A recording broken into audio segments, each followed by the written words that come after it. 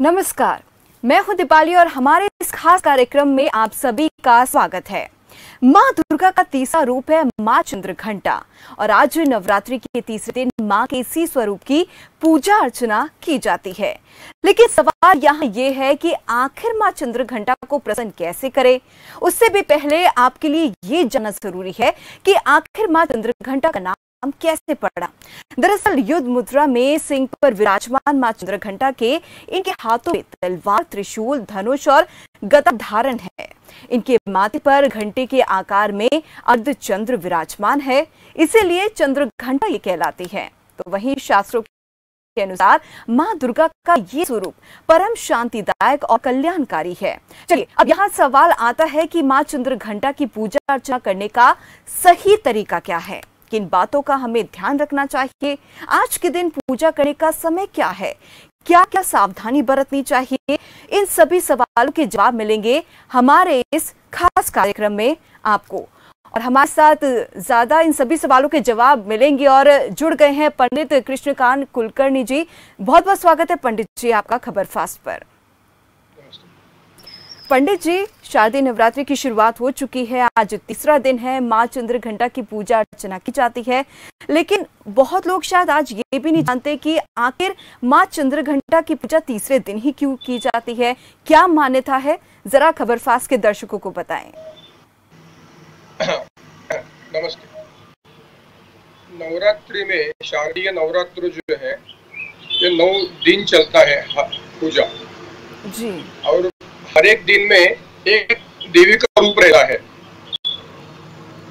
प्रथम दिन में शारदीय नवरात्र अश्विन शुक्ल प्रतिपदा से शुरू हो जाता है।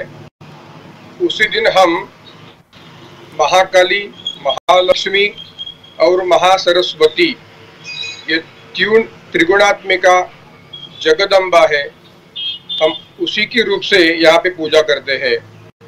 ये पूजा करते वक्त प्रथमम शैलपुत्री च द्वितीयम ब्रह्मचारिणी तृतीयम चंद्रघंटेति कूष्मांडेति चतुर्थकम, ऐसे हर दिन में एक देवी का रूप रहता है। प्रथम दिन तो हमने शैलपुत्री का रूप पूजा किया है, बिल्कुल वो महाकाली के रूप में आ जाता है। द्वितीयम तृतीयम चंद्रघंटेति, आज जो हम पूजा करेंगे भगवती, ये परम कल्याण करना करके चंद्रघंटा नामक देवी जो हम महासरस्वती के रूप से हम यहाँ पूजा करेंगे। आज ये पूजा करने से जो भी भाग्यकारक घटना है वो जल्दी घटती है और हम सब भक्त जो हम आराधना करते हैं इस दिन में सरस्वती का रूप चंद्रघंटा बोला है, तो इससे मन की शांति, परम कल्याण करनारी घटनाएं, उसके बाद में जो पढ़ाई करते हैं उनके लिए ये भगवती आराधना के लिए सही कही जाती है। जी पंडित जी, माँ चंद्रघंटा की पूजा आखिरकार क्यों करना चाहिए वो तो आपने जरूर बखूबी तरीके से बता दिया, लेकिन अब ये जानना बहुत जरूरी कि आखिर माँ चंद्रघंटा का स्वरूप कैसा है, क्या कुछ हम उनके स्वरूप से सीख सकते हैं। स्वरूप में चंद्रघंटा जो बोला है जी, भगवती की गले में हम जो अलंकार पहनाते हैं रोज, तो उसमें आज घंटा नामक जो है वो हम मंदिर में बजाते हैं, लेकिन हम मंदिर में भगवती के रूप में भगवती को नहीं अर्पण करते हैं। ओके, जो हम पूजा करते हैं जी, पूजा करते वक्त जो सरस्वती का रूप माना गया है चंद्रघंटा। ओके, तो मतलब चंद्र और घंटा, चंद्र मतलब मन की शांति और घंटी मतलब चेतना, शक्ति। तो हम जो बुद्धि सरस्वती का रूप है ये पूजा करते वक्त हमारी मन के लिए और हमारी चेतना के लिए ये भगवती का पूजा करनी है। और पंडित जी, क्या विधि विधान है, किस तरीके से हमें माँ चंद्रघंटा की पूजा अर्चना करनी चाहिए और खास तौर पर किन बातों का ध्यान रखना बहुत ज्यादा जरूरी है पूजा के वक्त? ये पूजा करने के बाद हम आज कलर भी बोला जाता है, रेड कलर है, लेकिन शास्त्रों में ऐसा कुछ लिखा नहीं है। आज पूजा करेंगे हम तुम भगवती सरस्वती को जो हम अर्पण करते हैं जी। उसमें तुलसी पत्र है, उसमें सफेद पुष्प है और हम जो भोग लगाएंगे भगवती को उसमें चावल का पायस बनाते हैं। उसमें दूध, चावल, शक्कर मिला के जो भगवती को अर्पण करना है, पायस का नैवेद्य। संस्कृत में पायस बोल देते हैं, इसलिए भोग अर्पण करना है। और ये पूरे दिन में आप भगवती की पूजा कभी भी कर सकते हैं।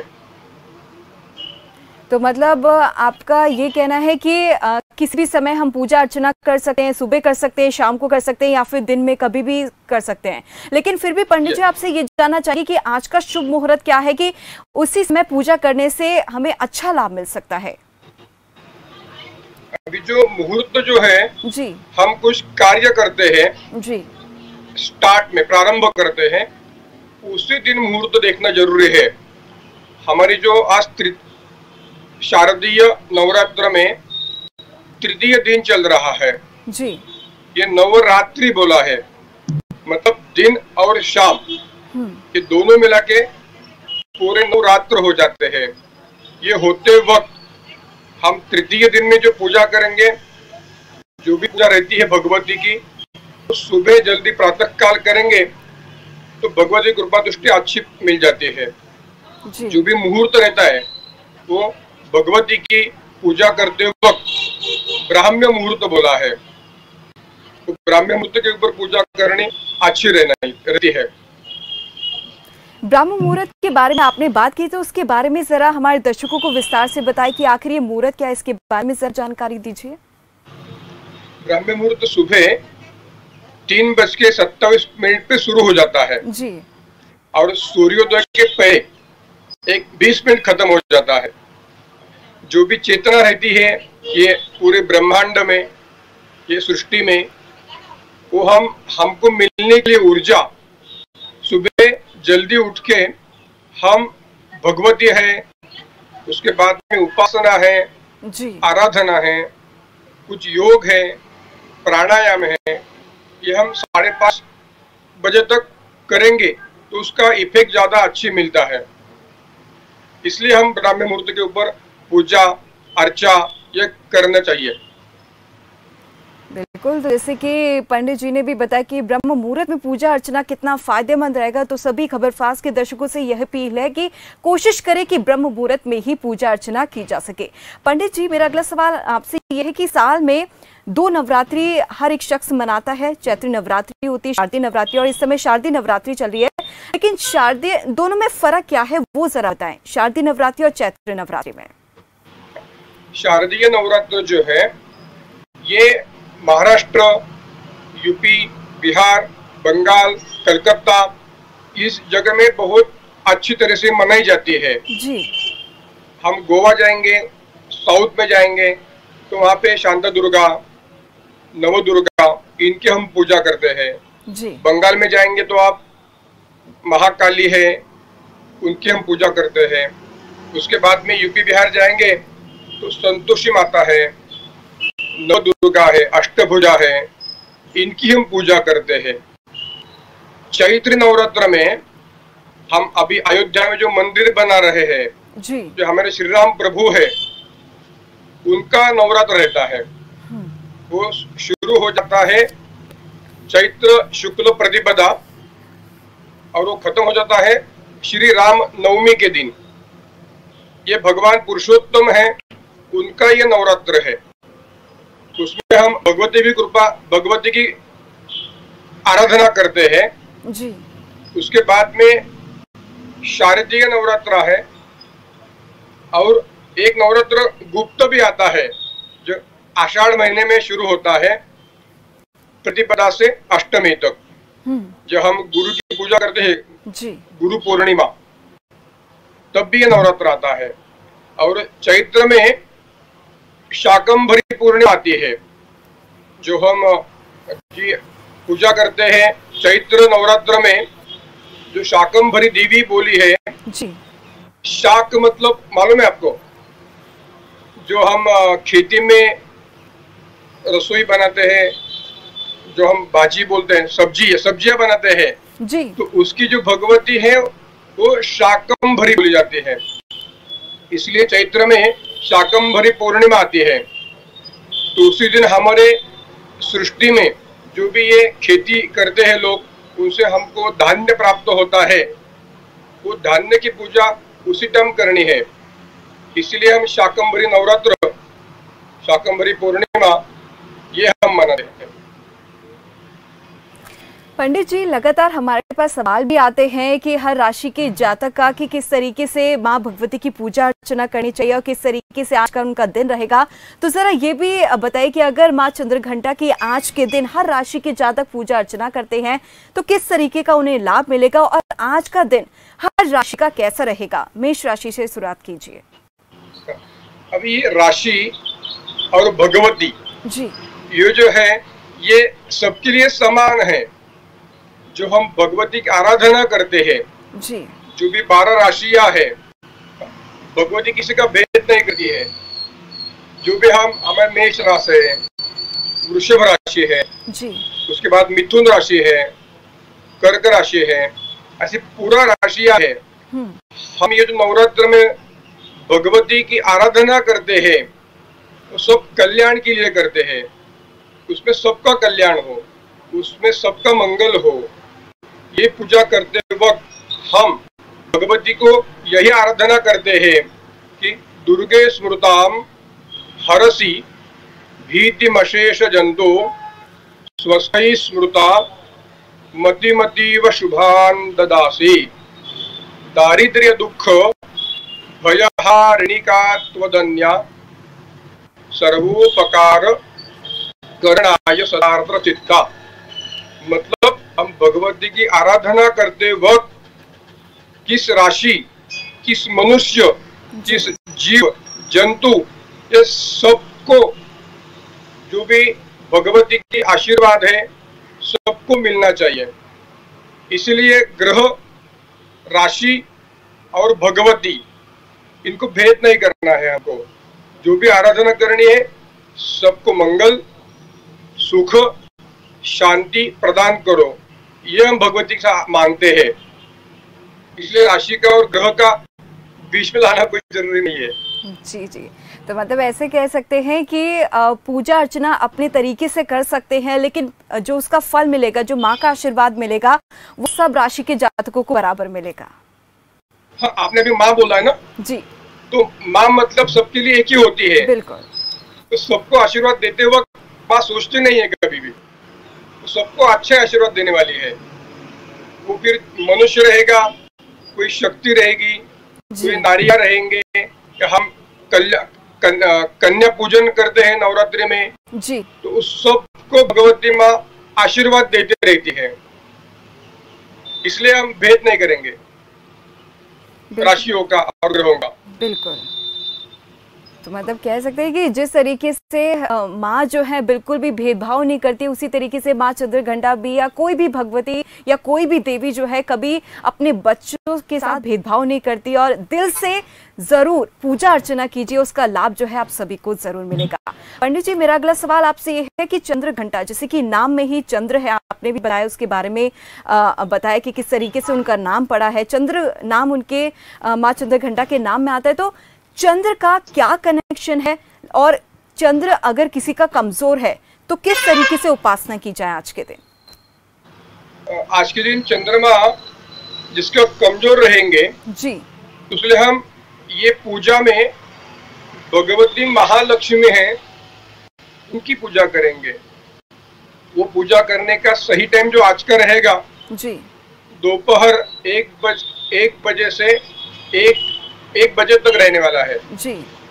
तो क्यों इसलिए 1 बजे तक कि दोपहर अपराह्न काल है, जो सूर्य भगवान के पीछे आते हैं, हम जो सूर्य ग्रह बोलते हैं, तारा बोलते हैं जी। इसके पहले हम चंद्रमा की पूजा करेंगे। चंद्रमा की पूजा करते वक्त हम भगवती को चंद्रमा के रूप से सफेद वस्त्र, सफेद धान्य मतलब चावल, शक्कर ये अर्पण कर सकते हैं। ये करने से चंद्रमा जो कमजोर है कुंडली में उसको बल प्राप्त होने वाला है, इसलिए हम ये अर्पण कर सकते हैं आज। पंडित जी, मंगल का भी कनेक्शन है मां चंद्रघंटा की उपासना करने से?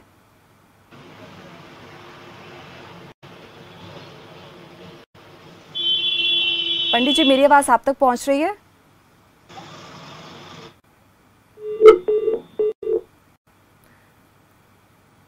तो जिस तरीके से पंडित जी हमें बता रहे थे किस तरीके से मां चंद्रघंटा की आज के दिन पूजा अर्चना करनी चाहिए और किन किन बातों का ध्यान रखना चाहिए, वो बखूबी पंडित जी ने हमें आज पूरी जानकारी दी है। मां का स्वरूप कैसा है उसके बारे में भी बताया और क्या कुछ हम मां के स्वरूप से सीख सकते हैं।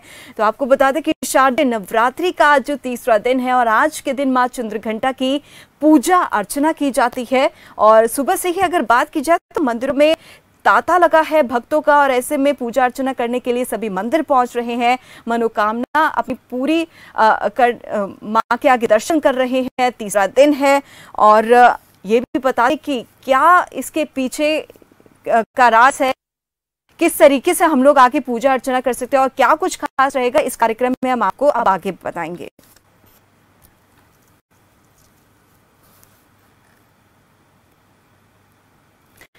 पंडित जी, जिस तरीके से आप बता रहे थे मां चंद्रघंटा की पूजा अर्चना करने से क्या हमें लाभ मिलता है, लेकिन अब आपसे मेरा सवाल ये है कि आज का बीज मंत्र क्या रहेगा और कितनी बार हमें उसे रिपीट करना चाहिए?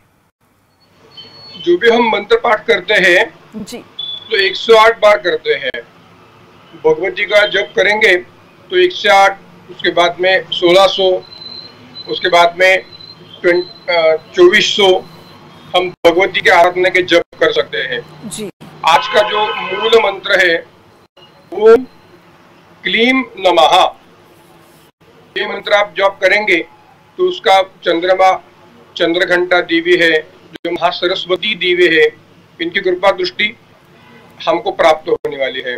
ओम क्लीम नमः जी, तो इस मंत्र का जरूर उच्चारण करें और 108 बार उच्चारण करें क्योंकि तभी इसी उच्चारण के बाद जो है आप सभी को लाभ मिलेगा, जैसे कि पंडित जी ने अभी भी बताया।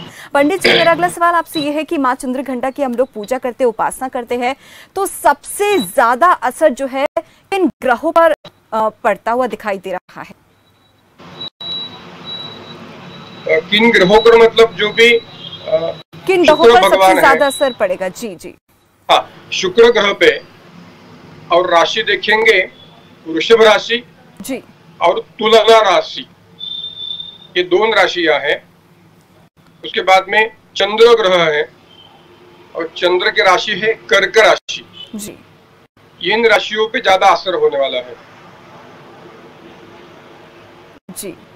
चंद्र, आपने राशियां बताई कि कितना असर जो है इन सभी राशियों पर पड़ेगा। पंडित जी, मेरा अगला सवाल आपसे ये है कि अगर मान लीजिए कभी किसी को जैसे दफ्तर जाते वक्त पूजा करने का समय नहीं मिलता है तो उसके अलावा हम पूजा कब कर सकते हैं?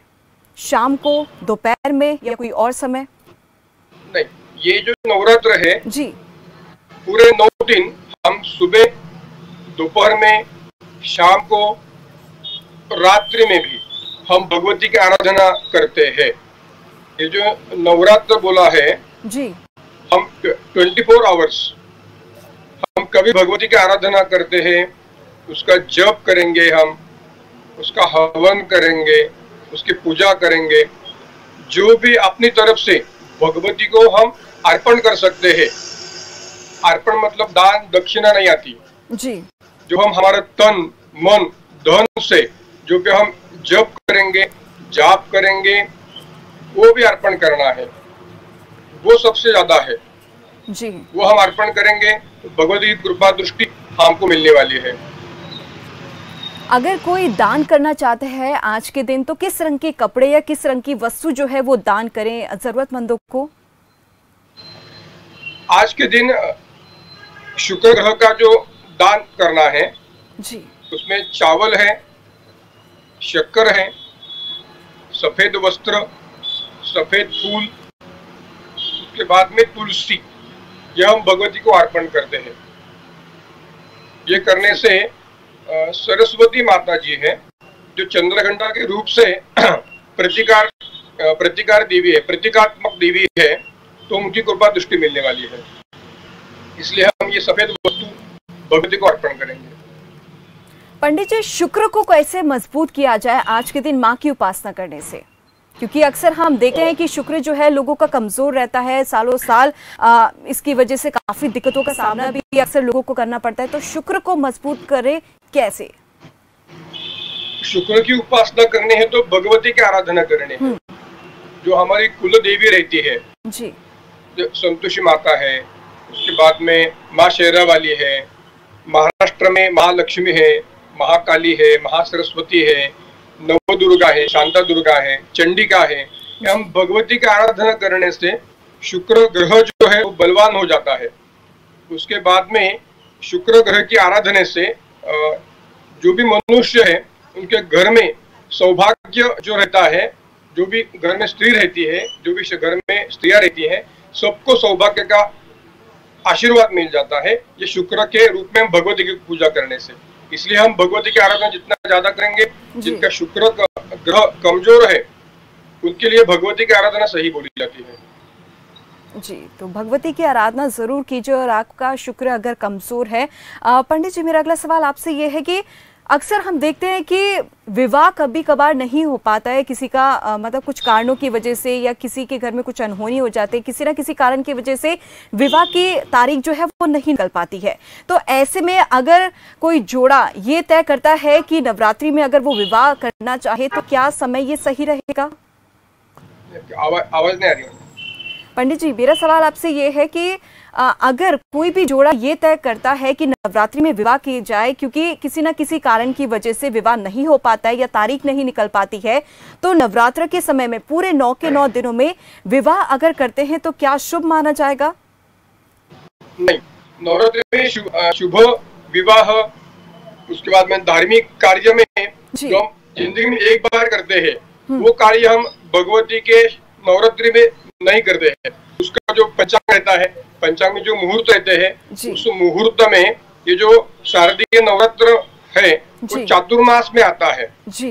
तो चातुर्मास में विवाह, उसके बाद में उपनयन संस्कार जो हम जन्म पहनते हैं वो हम नहीं धारण करते हैं, तो इसका मुहूर्त नहीं रहता है और ये करने से कुछ सही भी नहीं होने वाला है। तो ये मुहूर्त में शादी विवाह नहीं करना है। चलिए, बहुत बहुत धन्यवाद पंडित जी। जी, आप हमारे साथ जुड़े। जी, आप अपनी बात पूरी। चलिए, बहुत बहुत धन्यवाद पंडित जी, आप हमारे साथ जुड़े और कीमती वक्त आपने हमें दिया। तो पंडित जी ने जिस तरीके से बताया कि क्या सही तरीका है पूजा अर्चना करने का, और क्या करना चाहिए, क्या क्या सावधानी बरतनी चाहिए, और क्या विवाह करना चाहिए नवरात्रों में या नहीं, पूरी जानकारी दी है। और जरूर आप सभी दर्शक नोट कर लीजिए हर एक पॉइंट, और नवरात्रि में इन सभी नियमों का पालन जरूर कीजिए। और आप सभी को शुभ नवरात्रि।